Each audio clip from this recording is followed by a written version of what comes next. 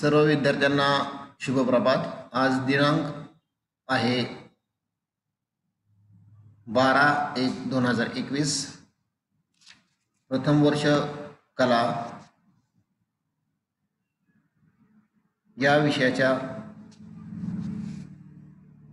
अर्थशास्त्र या विषयातील 1991 चे औद्योगिक धोरण इंडस्ट्रियल पॉलिसी रिझोल्यूशन 1991 या संदर्भात आपण या ठिकाणी आज अभ्यास करणार आहोत। तर 1991 चे जे औद्योगिक धोरण आहे त्या संदर्भात आपण या ठिकाणी प्रास्ताविक वर या ठिकाणी आपण थोडक्यात चर्चा करणार आहोत। 1990-91 चा कालखंड लक्षात घेता मित्रांनो, भारतीय अर्थव्यवस्थेमध्ये विविध प्रकारच्या आर्थिक संकटांसमोर तिथं येऊन ठेपली होती आणि तो असा एक काळ होता की त्या काळामध्ये अर्थव्यवस्थेच्या इतिहासात मोठ्या प्रमाणात त्या ठिकाणी भारतीय अर्थव्यवस्थेला तिथं जे काही पेच प्रसंग होते त्या पेच प्रसंगांना तिथं सामना करावा लागला होता। याच्यामध्ये प्रामुख्याने परकीय चलन साठ्यात घट निर्माण झाली होती, भाववाढ झाली होती, तेल आणि नैसर्गिक वायूंच्या किमतीत वाढ व राजकोषीय तूट आणि प्रमाणाबाहेर वाढलेले विदेशी आणि अंतर्गत कर्ज यामुळे अर्थव्यवस्था दिवाळखोरीच्या उंबरठ्यावर येऊन ठेपली होती। भारताची अर्थव्यवस्था कर्जाच्या सापळ्यात सापडली होती। आंतरराष्ट्रीय पातळीवर भारताची पत त्या ठिकाणी ढासळलेली होती, त्यामुळे आणखी कर्ज हे घेणे अर्थव्यवस्थेला दुरपास्त होते। या काळात निर्यातीतून मिळणारे उत्पन्न हे कमी होते आणि त्याच प्रमाणात आयातीवरील खर्च हा जास्त होता। त्यामुळे विदेशी जो काही विनिमय व्यवहार होता त्याच्यामध्ये तुटीचे प्रमाण हे वाढत चालले होते। व्यवहार शेषातील तुटीचे सकल अंतर्गत उत्पादनाशी प्रमाण 1990-91 मध्ये 3.2% इतके झालेले होते आणि त्यावेळी आंतरराष्ट्रीय नाणेनिधी आणि जागतिक बँका यांच्याकडून कर्ज घेण्यासाठी भारतीय अर्थव्यवस्थेच्या विकासस्तव त्यांनी ठरवून दिलेल्या अटींचे पालन त्या ठिकाणी भारताला त्या ठिकाणी करावे लागत होते। म्हणून 1991 मध्ये भारताचे तत्कालीन पंतप्रधान PV नरसिंहराव यांनी नवीन आर्थिक धोरण स्वीकारले।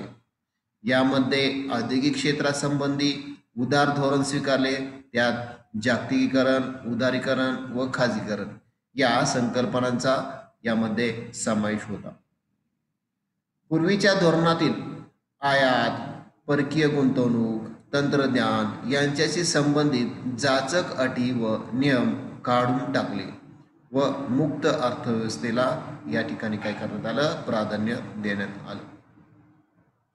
1991 पूर्वीच्या औद्योगिक धोरणाने सार्वजनिक क्षेत्राचा विस्तार करण्यात आला होता, पण अकार्यक्षमता, वित्तीय साधने उभारण्यात प्रचंड अपयश, त्याचप्रमाणे मोठ्या प्रमाणात झालेला तोटा, क्षमतेचा अपूर्ण वापर इत्यादी अनेक दोषांमुळे सार्वजनिक क्षेत्रात एक अस्थिरता निर्माण झाली होती। खाजगी क्षेत्रावर अनेक बंधने व नियंत्रण त्या ठिकाणी होती, त्यामुळे औद्योगिक प्रगतीचा वेळ त्या ठिकाणी थंडावला होता। भारतामध्ये सातत्याने वाढत जाणारी विदेशी कर्जे, घटते औद्योगिक उत्पादन, वाढती आयात व घटती निर्यात इत्यादी कारणामुळे औद्योगिक धोरणात बदल करण्याची त्या ठिकाणी आवश्यकता निर्माण झाली होती। त्यामुळे खुल्या जागतिक अर्थव्यवस्थेशी अनुरूप असं धोरण त्या ठिकाणी स्वीकारणे क्रमप्राप्त होते। उदारीकरण, खाजगीकरण व जागतिकीकरणाची तत्वे स्वीकारण्यात त्या ठिकाणी आली। देशाचा आर्थिक विकास जलद गतीने करण्यासाठी नवीन धोरण स्वीकारणे हे या ठिकाणी क्रमप्राप्त ठरले। म्हणून 24 जुलै 1991 1991 रोजी तत्कालीन पंतप्रधान नरसिंहराव यांच्या सरकारने नवीन औद्योगिक धोरणे या ठिकाणी स्वीकारली. म्हणजेच मित्रांनो, हे जे काय विश्लेषण आहे, हे जे काय प्रास्ताविक आहे, ह्या प्रास्ताविकावरून आपल्याला 1991च्या धोरणाची जी काय पार्श्वभूमी आहे, बरोबर आहे ना, म्हणजे का 1991चं धोरण अंगीकारण्यात आलं आणि काय त्याची कारणे होती, काय अशी परिस्थिती होती, काय अशी पार्श्वभूमी होती, हे आपण या ठिकाणी थोडक्यात पाहिलं. तर मित्रांनो, आपल्याला थोडक्यात असं दिसेल की आंतरराष्ट्रीय पातळीवर भारताची जी आर्थिक व्यवस्था होती ती कशी होती, थोडी घसरत चालली होती. मग याच्यामध्ये कर्ज असेल, आयात असेल, निर्यात असेल, बरोबर आहे ना, अशा अनेक आर्थिक संकटांना त्या ठिकाणी 1990-91 या काळामध्ये भारतीय अर्थव्यवस्थेला त्या ठिकाणी तोंड द्यावं लागत होतं. मग 24 जुलै 1991 रोजी जे काय औद्योगिकरणाचं धोरण स्वीकारलं, बरोबर आहे, त्याचबरोबर उदारीकरण, खाजगीकरण आणि जागतिकीकरण, प्रायव्हेटायझेशन, लिबरलायझेशन अँड ग्लोबलायझेशन, म्हणजे these three concepts are accepted by the Indian economy. मग हे जे 1991चं जे तत्कालीन पंतप्रधान नरसिंहराव यांच्या सरकारने जे काही नवीन औद्योगिक धोरण स्वीकारलं, या धोरणाची उद्दिष्टे काय होती, आपण या ठिकाणी उद्दिष्टे पाहूयात. ओके,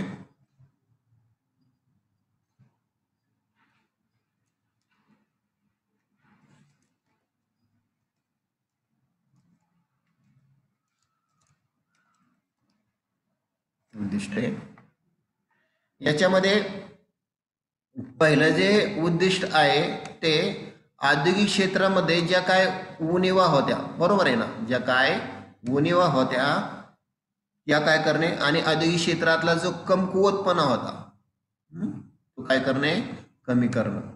हे पहिलं उद्दिष्ट तिथं आपल्याला सांग. पहिलं उद्दिष्ट काय आहे, औद्योगिक क्षेत्रातील जी काय कमकुवतपणा होता, त्याचप्रमाणे उणिवा होत्या, लिहूया तिथं,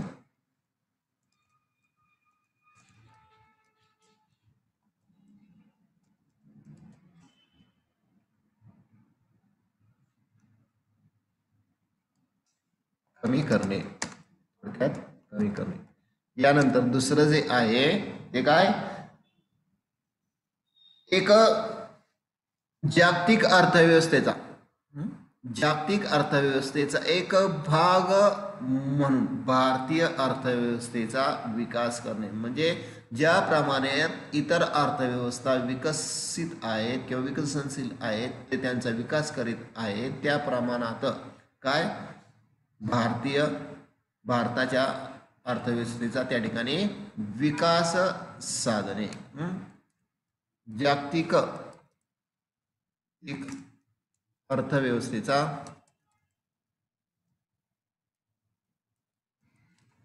भाग म्हणून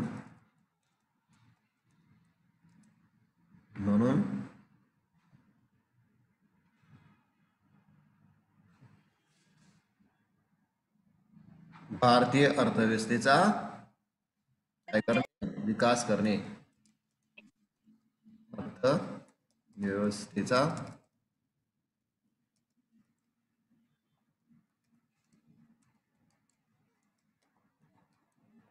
ठीक आहे. तिसरं जे उद्दिष्ट आहे, भारतामध्ये जे याच्या अगोदर जे काय उद्योग होते, बरोबर आहे ना, ह्या उद्योगांची उत्पादन क्षमता वाढवायची, काय अस्तित्वात असलेल्या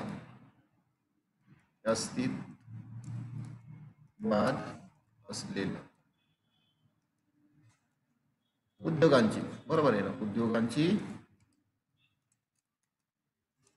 क्षमता वाढवणे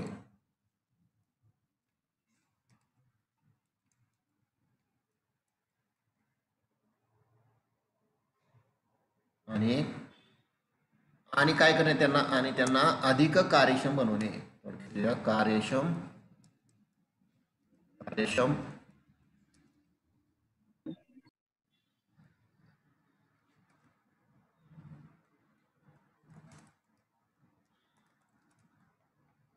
कार्यक्षम बनवणे त्या ठिकाणी. त्यानंतर चौथं जे आहे प्रादेशिक प्रादेशिक असमतोल दूर करणे. काय प्रादेशिक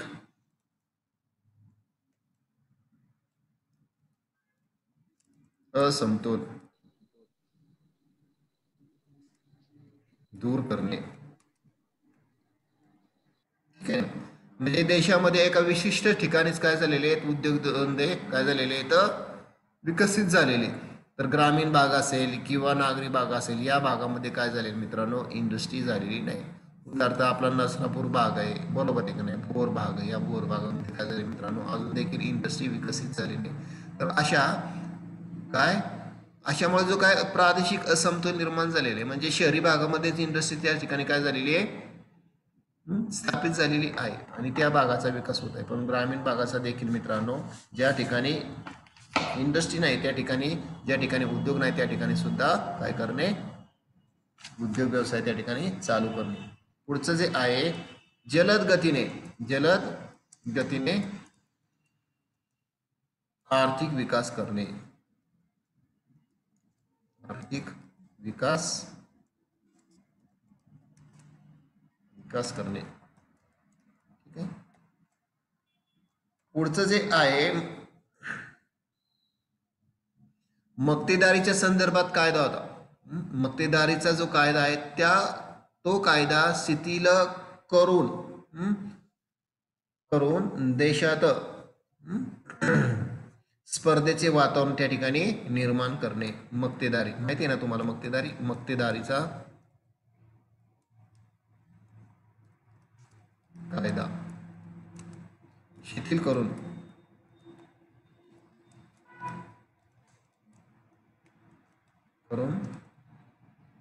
त्यामध्ये काय करणे स्पर्धा म्हणजे जे इतर उद्योग आहेत त्यांच्या आपसामध्ये काय करणे स्पर्धा करणे. उद्योगांमध्ये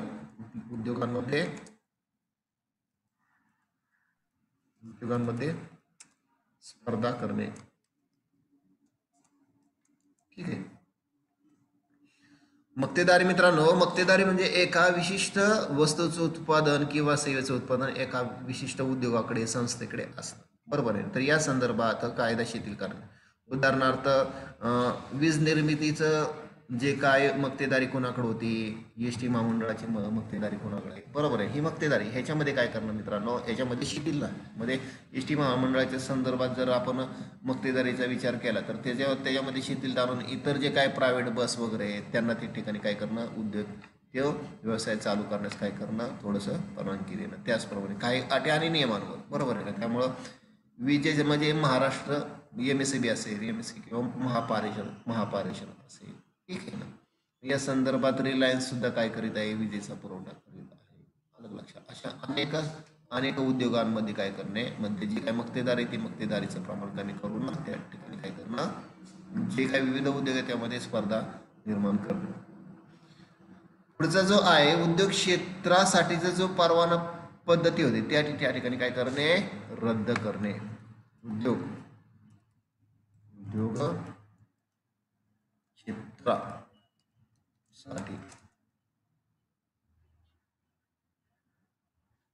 क्षेत्रासाठीची परवाना पद्धत रद्द करणे. ठीक आहे ना रद्द करणे. आठवं जे उद्दिष्ट आहे उद्योग आता सार्वजनिक क्षेत्रातील उद्योगात व्यापारी तत्वाचा स्वीकार करणे आजारी उद्योगांना खाजगीकरण करून त्यांची उत्पादन क्षमता वाढवणे. म्हणजे जे काय पब्लिक सेक्टरमध्ये जे काय उद्योग व्यवसाय होते बरोबर आहे का यांचं काय करणं म्हणजे सार्वजनिक क्षेत्रातील उद्योग व्यापारात काही विशिष्ट तत्वांचा स्वीकार करणं आणि ह्या तत्वांचा स्वीकार करून जे काय आजारी उद्योग असतील बरोबर आजारी उद्योगांचे खाजगीकरण करून त्यांची उत्पादन क्षमता त्या ठिकाणी काय करणे वाढवणे. सार्वजनिक क्षेत्रात इंग्लिशमध्ये काय म्हणतो आपण पब्लिक सेक्टर असं म्हणतो. सार्वजनिक क्षेत्रातील उद्योगात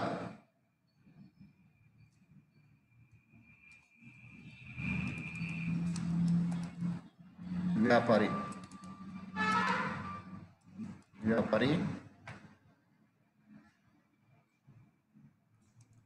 तत्वाचा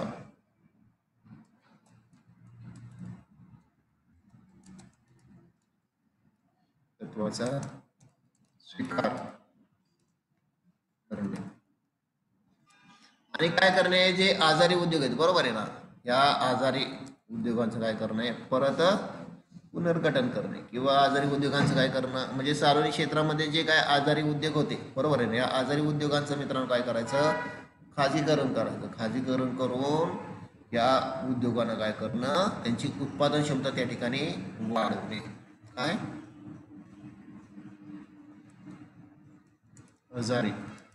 आजारी म्हणजे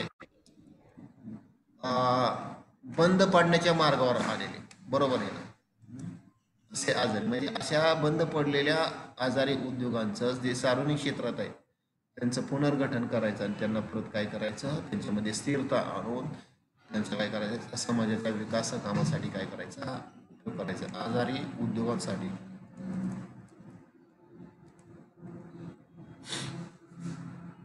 आजारी उद्योगांचे खाजगीकरण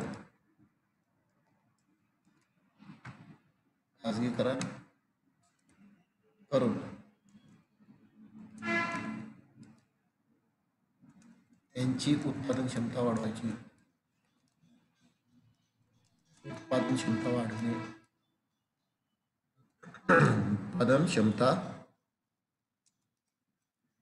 वाढवणे ठीक आहे. तर मित्रांनो असं हे 1991 धोरणाची काय तर उद्दिष्टे आहेत. तर हे जे काय धोरण आहे या धोरणामधील जी काय आता आपण नवीन औद्योगिक धोरण आहे बरोबर आहे ना, एक औद्योगिक धोरण आहे. या औद्योगिक धोरणामध्ये कोणकोणत्या अशा तरतुदी आहेत, या तरतुदींचा आपण या ठिकाणी काय करणार आहोत, आढावा घेणार आहोत. नवीन औद्योगिक धोरणातील काय तरतुदी.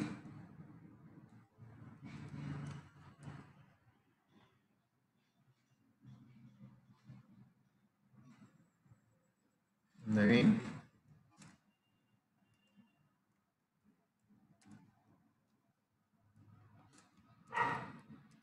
औद्योगिक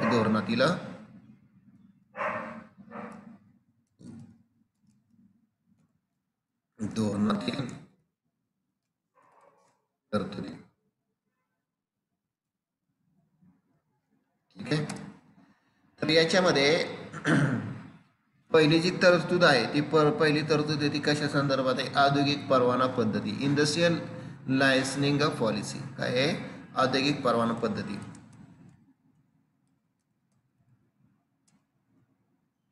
औद्योगिक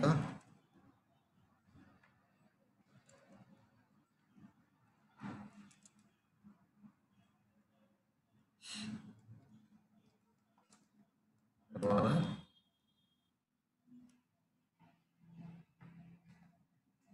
पद्धत. तुम्हाला लिहून घ्यायचं असेल तर लिहून घेऊ शकता, काय अडचण नाही मला. तुमचं थोडंसं फार लक्षात राहू शकतं. आता याच्यामध्ये मी सगळं टाईप करत नाही बसणार कारण आपल्याला वेळ नाही तेवढा.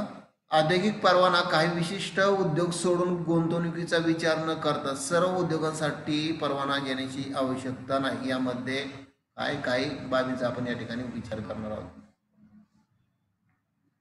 काही विशिष्ट उद्योग लक्षात घेतलेले आहेत, त्या विशिष्ट उद्योगांनाच काय त्या ठिकाणी परवाना घेणं आवश्यक आहे आणि काही उद्योगांच्या बाबतीत त्या ठिकाणी परवाना घेण्याची गरज नाही. काही उद्योगांची सूची सोडून इतर औद्योगिक प्रकल्पांसाठी औद्योगिक परवाना घेण्याची आवश्यकता राहणार नाही. परिशिष्ट 2 मध्ये अशा उद्योगांचा समावेश आहे की जे सुरक्षा आणि सामाजिक महत्व यांच्याशी संबंधित आहेत, जे सामाजिकीकरण, धोकादायक रसायन, पर्यावरण आणि सर्वोत्कृष्ट उपभोगाशी संबंधित आहेत त्यांनाच परवान्याची आवश्यकता आहे. जे असे उद्योग की जे सामाजिकीकरण, धोकादायक रसायन, पर्यावरण आणि सर्वोत्कृष्ट उपभोगाशी संबंधित त्यांनाच त्या ठिकाणी काय मित्रांनो परवान्याची आवश्यकता आहे. यामध्ये दुसरा जो घटक आहे असे क्षेत्र की ज्यामध्ये देशाचे संरक्षण आणि आर्थिक विकासाच्या दृष्टीने महत्वाचे आहे. असे क्षेत्र सार्वजनिक क्षेत्रासाठी सुरक्षित राहील. हे परिशिष्ट 1 मध्ये सांगितलेलं आहे. असे क्षेत्र आहे की ज्यामध्ये देशाचे संरक्षण आणि आर्थिक विकासाच्या दृष्टीने महत्वाचे आहेत. असे क्षेत्र सार्वजनिक क्षेत्रासाठी सुरक्षित राहील. आलं लक्षात. पुढे असे उद्योग ज्यामध्ये आयात भांडवलाची आवश्यकता आहे अशा उद्योगांना ताबडतोब स्वीकृती देण्यात यावी.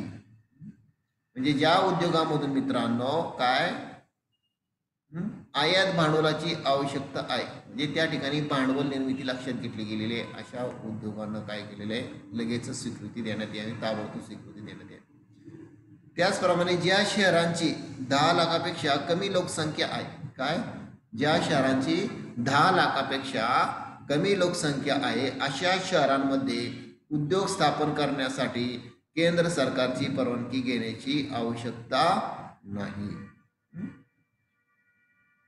फक्त ज्या उद्योगांना परवाना आवश्यक आहे असे सर्व उद्योग सोडून 10 लाखापेक्षा अधिक लोकसंख्या असलेल्या शहरांमध्ये काय प्रदूषणमुक्त उद्योगांसाठी म्हणजेच इलेक्ट्रॉनिक्स असतील, सॉफ्टवेअर असतील, छपाई सोडून इतर सर्व उद्योगांना शहराच्या बाहेर किती 25 किलोमीटर दूर स्थापन करावे.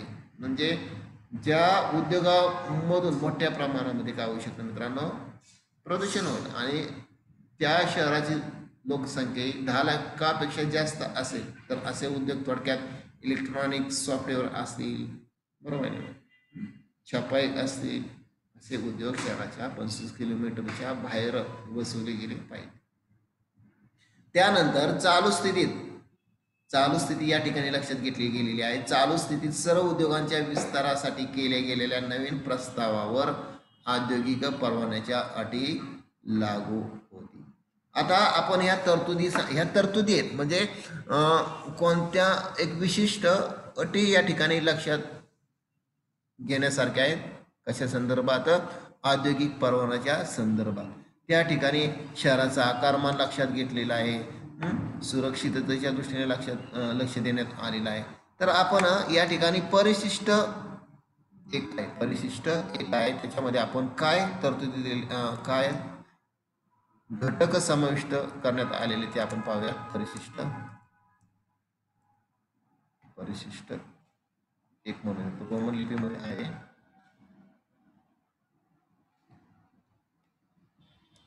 ठीक आहे. याच्यामध्ये जे काही नवीन औद्योगिक धोरण आहे ह्या नवीन औद्योगिक धोरणामध्ये 8 उद्योग हे सार्वजनिक क्षेत्रासाठी काय राखीव ठेवण्यात आले. किती? 8 उद्योग. 8 उद्योग या ठिकाणी सार्वजनिक क्षेत्रासाठी काय करण्यात आलेले राखीव ठेवण्यात आलेले आहेत. 8 उद्योग.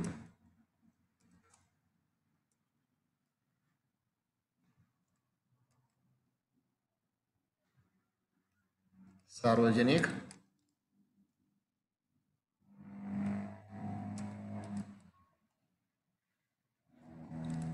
क्षेत्रासाठी राखीव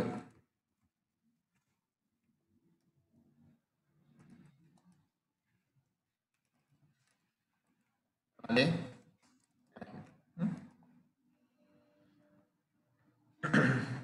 कोणते असे उद्योग आहेत?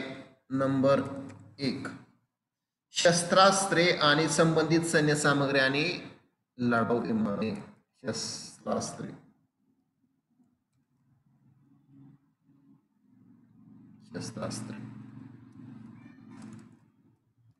आणि संबंधित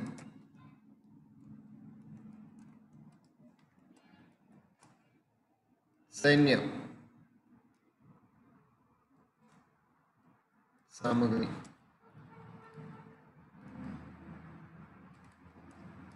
सामग्री लढाऊ विमाने,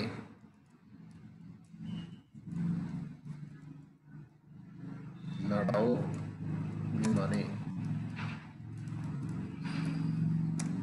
दुसरा जो आहे अणुशक्ती, अणुशक्ती। तिसरा जो आहे कोळसा आणि लिग्नाइट, कोळसा आणि लिग्नाइट। ठीक आहे ना, समजत असेल तुम्हाला सगळं। मुद्दा मी ही यादी या ठिकाणी देत आहे करून की विद्यार्थ्यांना त्या ठिकाणी लक्षात राहावी। खनिज तेल, खनिज तेल। त्यानंतर पाचवा जो आहे लोह धातू, लोह धातू, मॅग्नेज धातू,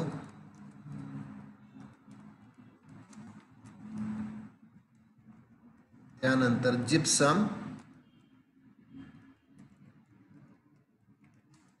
त्यानंतर गंधक, सोने आणि हिरे।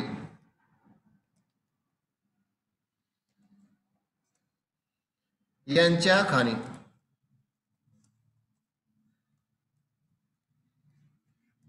आणि सहावा आहे तांबे शिसे जस्त,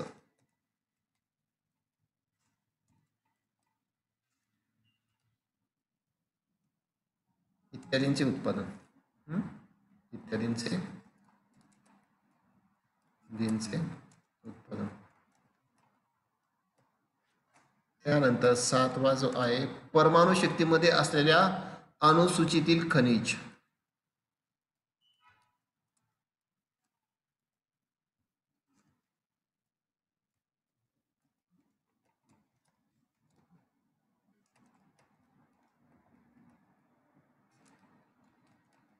अणु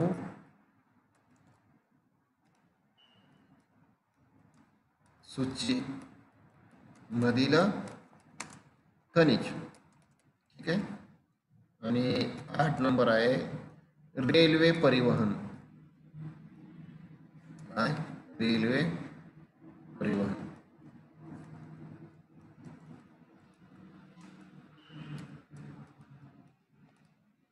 ठीक आहे मित्रांनो, तर हे परिशिष्ट 1 मध्ये कोणते जे काय राखीव उद्योग किंवा कोणतं सार्वजनिक क्षेत्र आहे ती की ते सार्वजनिक क्षेत्राच्या अंडर राहील, सार्वजनिक क्षेत्राच्या मालकीचे राहील। एक विशिष्ट उद्योगांची यादी आहे किंवा काय तर नावे की जे सरकारच्या मालकीचे असणार आहेत। यानंतर परिशिष्ट 2, ठीक आहे, परिशिष्ट 2 मध्ये नावे दिलेली आहेत। परिशिष्ट 2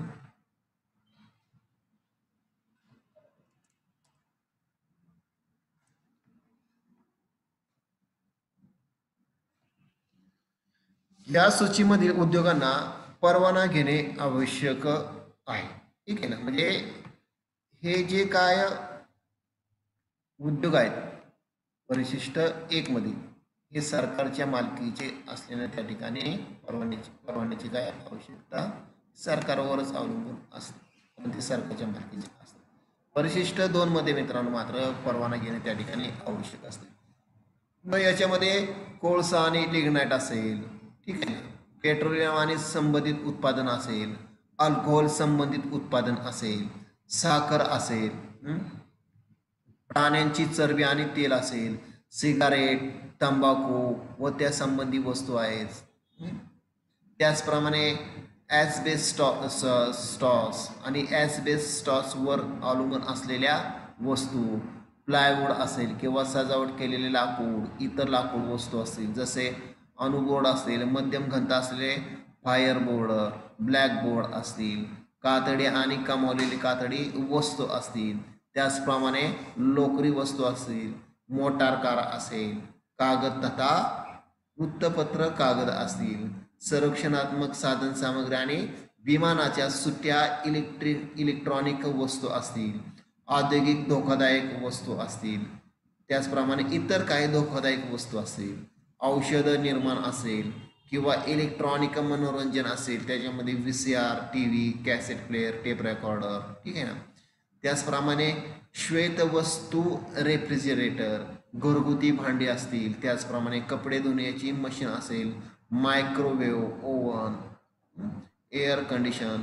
तर ह्या ज्या काय वस्तू आहेत ह्या संबंधित वस्तूचं उत्पादन करण्यासाठी म्हणजे उद्योगांना या ठिकाणी परवानगी घेणे आवश्यक असतं. तर मित्रांनो, हे परिशिष्ट 1 आणि परिशिष्ट 2 याच्यामध्ये परिशिष्ट 1 मध्ये ज्या काय उद्योग आहेत ते सरकारच्या मालकीचे असतात. परिशिष्ट 2 मध्ये ज्या काय वस्तू दर्शवलेल्या आहेत किंवा त्या वस्तूंचे उत्पादन करण्यासाठी काय संबंधित उद्योगाला त्या ठिकाणी परवाना आवश्यक असतं. ठीक आहे. आता आपण या पुढील भागामध्ये आपलं लेक्चर होणार आहे साधारण 9:40 ला आपलं लेक्चर सुरू होणार आहे. 9:40च्या लेक्चरमध्ये आपण या ठिकाणी हा भाग काय परिशिष्ट 2 आपण काय करूयात पुनश्च कंटिन्यू करूयात. ठीक आहे. Okay sir. Okay sir.